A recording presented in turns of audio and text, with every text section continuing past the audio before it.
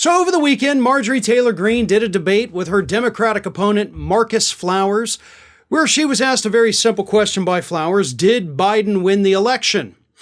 Marjorie Taylor Greene tried to kind of play it off, said he is the president, of course, but then she let the world know that apparently she, her family, I guess, has exclusive information showing that Biden did not in fact win. So here is the exchange. Kind of wild, but here's Marjorie Taylor Greene letting us know what she has that apparently nobody else is allowed to see. Here it is.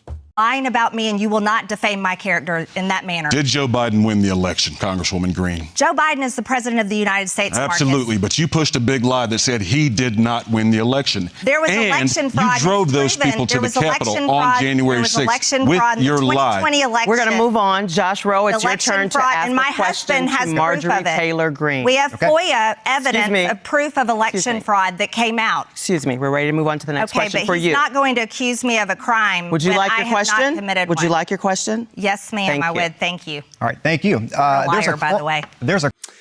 Now, before I get into her info, let's point something out. You know, let's be real and technical. You said your husband has this info, but shouldn't you qualify that as your soon-to-be ex-husband has this? I mean, he did file for divorce, and actually he's requested that none of the proceedings go under seal because he wants the entire public to know what happened. So, you know, just make sure when you're talking about your husband, you point out that he's soon to be your ex-husband, because even he cannot stand you. Second, even before we get into the stuff again, I have to point out the childishness of Greene right there at the end of that clip. Like, by the way, liar. Like, grow the F up. You're a middle-aged person serving as a member of Congress, acting like a friggin' 5-year-old. Like, by the way, liar. Yeah, I'm telling. Seriously, grow up and act your age. Now, to the heart of her comments there, like, my husband has it.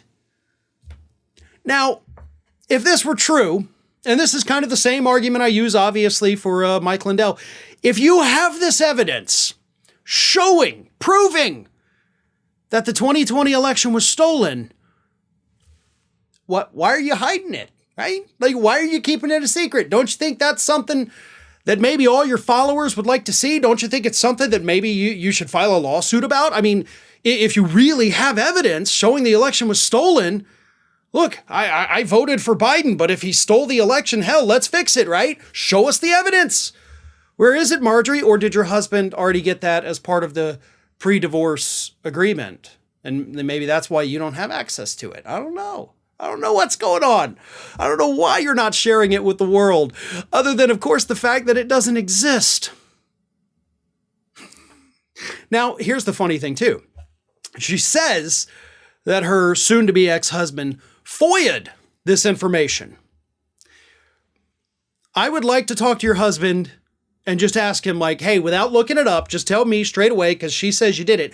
Explain to me the process of filing a Freedom of Information Act request. Go ahead and let me know how to do that, right? Explain it to me like I'm 5. And I guarantee you he wouldn't be able to do it. Furthermore, if in fact this information did come from a FOIA, wouldn't that mean that the federal government is somehow sitting on the information that the 2020 election was stolen? Which would mean if the government has it, then they would have known about it when Donald Trump was president and his people were actually in charge of those very same governmental organizations that apparently had this information and just chose not to share it? Huh. Wow, that's quite the conspiracy theory there, Marjorie.